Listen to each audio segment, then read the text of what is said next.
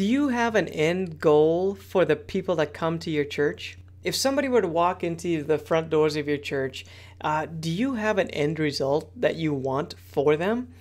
I would encourage you to think about this. What is the end result? And then how do you create a path to help people get there? Basically, how do people win at your church? What does that look like? Winning is very motivational. Winning is something that we all enjoy. We like to watch it, we like to be a part of it. And if we know how to win in your church, when people know how to win, that's when you have this culture that has just a tremendous momentum where people are eager to be a part of what's going on in the church. Football is a great sport. I love to watch football. And one of the things about football that I love is seeing everybody working towards the same goal. If you think about it, there's different jobs. There's receivers and linemen and tight ends and running backs and quarterbacks. But when that ball is snapped, everybody's trying to go towards the goal in the same direction. They all have their individual jobs, but they're moving in the same direction. And the thing about football as well is that you're able to call the right plays at the right time. So you're not always trying to go for the end zone. If you're way back in the other side of the field, you're probably just going to try to get a few yards. Really, just 10 yards keeps it moving for your team. 10 yards is all you need. And eventually, that means you're going to score and ultimately you're going to win. So when you have clarity about where you're going and what you're trying to accomplish, then you can have a win more often. So as a church, as an organization, if you know how to win, then you're going to allow people to run with passion, to run with their calling, so that they take aim first and then take action. Statistically, many organizations are in the same boat. Only 2 out of every 10 people know how to win in their organization, whether that's a church or a business. Only 2 out of 10. If you put this on a football field, only 2 out of the 11 players that are on the field would know what direction to go and where the end zone is. Wouldn't that be crazy to watch a football game where only 2 people on the field know which way to go with the ball? Well, it's the same thing in church world. We need to make sure that people know how to win as a church. What is it that happens that unifies everyone behind the vision? There's a church that they do baptisms, and when they do baptism, they tell a short video story in their service, and people just get excited about this. They clap, they stand up, they cheer. There's tears that are happening. A bunch of things are going on, and everybody feels the win because if there was an usher there that was a part of that story, they feel the win. If you were serving in the nursery and watching babies, you feel the win. If you were greeting at the door, you feel the win. There's just something that they do when they have baptisms where everybody feels the win. This is why we're here. This is why we do what we do. And that's what you want to set with your church is how do we win as a church?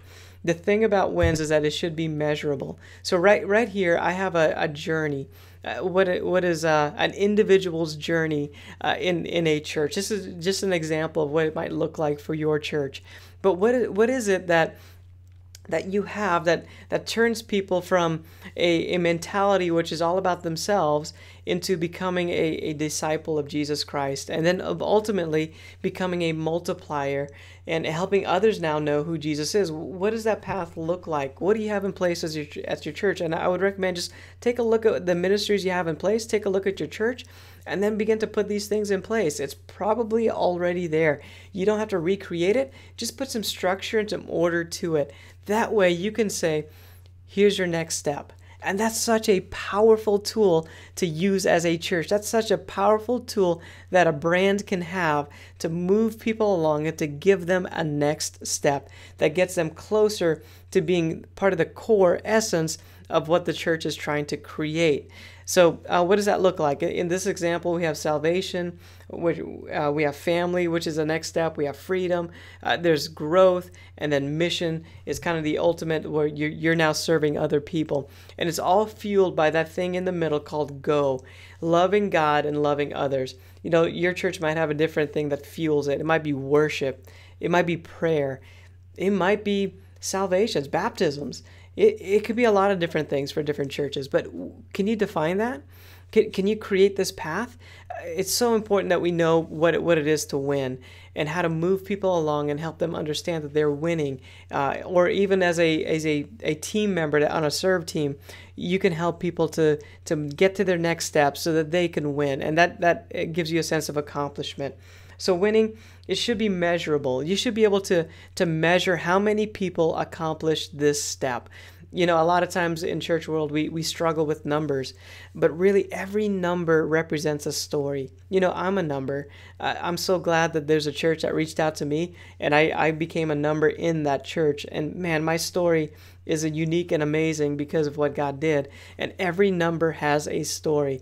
So can you measure salvation? Can you measure family? Can you create a way to say, this is how we track family in our church? In this example, it's this thing called Life Discovery, which is a 4-week class. It's life groups and it's serve teams. Can you measure freedom in your church? I know that's such an abstract idea, but is there a way that for you to measure how many people are experiencing freedom in your church? Maybe that's a class, an event that takes place. I don't know. But can you find a way to measure that? Because here's the bottom line. What you measure, you manage. And what you manage, you're going to get more of. So if you want to grow the church, if you want to help people grow in their relationship with Jesus Christ, then you have to be able to measure it. You have to put a scoreboard to it so that people know when they're winning. Just think about it. When you're watching any sport, whatever your favorite sport is, you're going to watch the scoreboard and you're going to get excited when your team is winning. And that creates momentum and passion. And that's what needs to happen in our churches, in your church, where we have a scoreboard, a way to measure things so that people can be passionate about being a part of your church and being a part of the brand that you've created by knowing what the score is. How are we doing and how are we winning as a church in the community? So get clear about who you are, get clear about the people that you're trying to reach, and then design a path, a journey that you can take people down so that they ultimately become what God is calling you to create in your community, and then measure it. And when you do that, you're going to see great things happen in your church. You're going to see growth take place, and people are going to be extremely passionate to be a part of what God's doing in your church.